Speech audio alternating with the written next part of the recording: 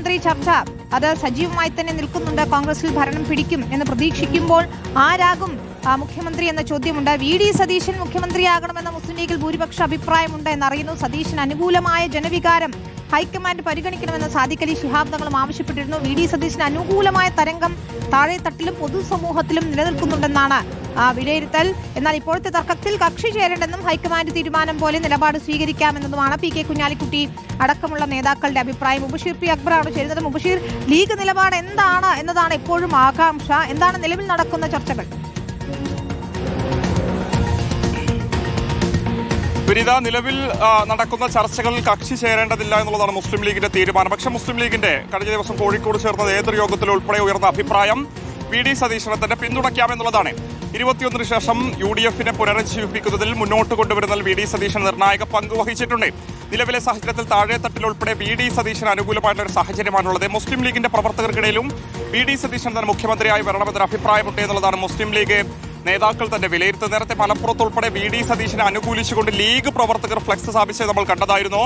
അതുൾപ്പെടെ കണക്കിലെടുത്തുകൊണ്ടാണ് മുസ്ലിം ലീഗിലെ ഭൂരിപക്ഷം ഇത്തരമൊരു നിലപാടിലേക്ക് എത്തിയിരിക്കുന്നത്. പക്ഷേ പി കെ കുഞ്ഞാലിക്കുട്ടി ഉൾപ്പെടെയുള്ള മുതിർന്ന നേതാക്കൾ പറയുന്ന ഹൈക്കമാൻഡിന്റെ തീരുമാനം അനുസരിച്ച് നിലപാട് സ്വീകരിക്കാമെന്നുള്ളതാണ്. സ്വാഭാവികമായിട്ട് ഏറ്റവും ഒടുവിൽ ഹൈക്കമാൻഡ് KC എന്നൊരു പേരിലേക്ക് എത്തുകയാണെങ്കിൽ ആ ഒരു ഘട്ടത്തിൽ ലീഗ് നിലപാട് പറയാമെന്നുള്ളതാണ് പി കെ കുഞ്ഞാലിക്കുട്ടി ഉൾപ്പെടെയുള്ള നേതാക്കളുടെ നിലപാട്. ഈ ഒരു ഘട്ടത്തിൽ മുസ്ലിം ലീഗ് പരസ്യ പ്രസ്താവന നടത്തിയപ്പോഴത്തെ തർക്കത്തിൽ കക്ഷി ചേരേണ്ടതില്ല. കോൺഗ്രസ് തന്നെ തീരുമാനിക്കട്ടെ. 4-ാം തീയതിക്ക് ശേഷം തെരഞ്ഞെടുപ്പ് ഫലം വന്നതിനു ശേഷം ലീഗിന്റെ നിലപാട് നേരിട്ട് ഹൈക്കമാൻഡിനെ അറിയിക്കാം. മാധ്യമങ്ങളോടെ പരസ്യമാക്കേണ്ടതില്ല. സ്വാഭാവികമായിട്ട് കോൺഗ്രസിന് അതൃപ്തി ഉണ്ടാക്കുന്നത് തിരിച്ചറിഞ്ഞുകൊണ്ടാണ് മുസ്ലിം ലീഗ് ഇത്തരമൊരു നീക്കം നടത്തിക്കൊണ്ടിരിക്കുന്നത്. കഴിഞ്ഞ ഉപതെരഞ്ഞെടുപ്പുകളിൽ, തദ്ദേശ തെരഞ്ഞെടുപ്പിൽ, ഏറ്റവും ഒടുവിൽ നടന്ന നിയമസഭാ തെരഞ്ഞെടുപ്പിൽ ഉൾപ്പെടെ വി.ഡി. സതീശന്റെ നിലപാടുകൾ, നയങ്ങൾ, വെള്ളാപ്പള്ളി നടേശൻ വിഷയത്തിൽ ഉൾപ്പെടെ അദ്ദേഹം സ്വീകരിച്ച നിലപാടുകൾ, വടക്കൻ കേരളത്തിൽ ന്യൂനപക്ഷങ്ങൾക്കിടയിൽ ഉൾപ്പെടെ വലിയ മുതൽക്കൂട്ട് മുസ്ലിം ലീഗിനെ സംബന്ധിച്ചും ഉണ്ടാക്കിയിട്ടുണ്ട് എന്നുള്ളതാണ് ലീഗ് നേതൃത്വം തന്നെ വിലയിരുത്തുന്നത്. അപ്പോഴും AP അനിൽകുമാർ ഉൾപ്പെടെ KC പക്ഷത്തുള്ള മുതിർന്ന നേതാക്കൾ അവിടെ പാണക്കാട്ടെത്തി കണ്ടതാണല്ലോ. അപ്പോൾ അത്തരം ശ്രമങ്ങളൊന്നും ഫലം കണ്ടില്ല എന്നുകൂടി വേണമോ മനസ്സിലാക്കാൻ?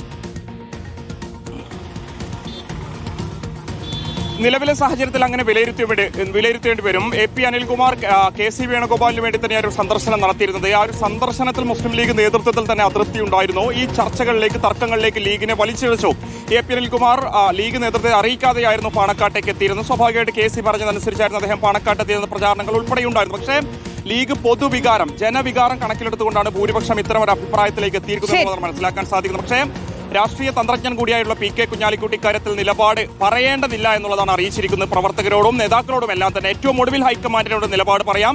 തർക്കത്തിലേക്ക് ലീഗ് പരസ്യമായി തന്നെ ഇത് കാര്യങ്ങൾ പറയാൻ തയ്യാറല്ല. പക്ഷേ വി.ഡി. സതീശനെ പിന്തുണയ്ക്കുന്ന രീതിയിലുള്ള ചർച്ചകൾ അവിടെ നടക്കുന്നുണ്ട് എന്നറിയുന്നു. ഇന്നിപ്പോൾ VM സുധീരന്റെ വാക്കുകൾ അത് ശ്രദ്ധേയമായിരുന്നു. MLA-മാരിൽ നിന്ന് ഒരാൾ മുഖ്യമന്ത്രി ആകട്ടെ എന്ന രീതിയിലുള്ള പ്രതികരണമാണ് അദ്ദേഹം നടത്തിയത്. അതായത് നിലവിൽ MLA-മാരാകാൻ പോകുന്നവർ അല്ലെങ്കിൽ മത്സരിച്ചവരിൽ നിന്ന്, ജയിച്ചവരിൽ നിന്നൊക്കെ ആകട്ടെ എന്നതാണ്. കഴിഞ്ഞ ദിവസം അദ്ദേഹം രമേശ് ചെന്നിത്തലയെ പിന്തുണച്ചുകൊണ്ട് രംഗത്തെത്തിയതും ശ്രദ്ധേയമായിരുന്നു.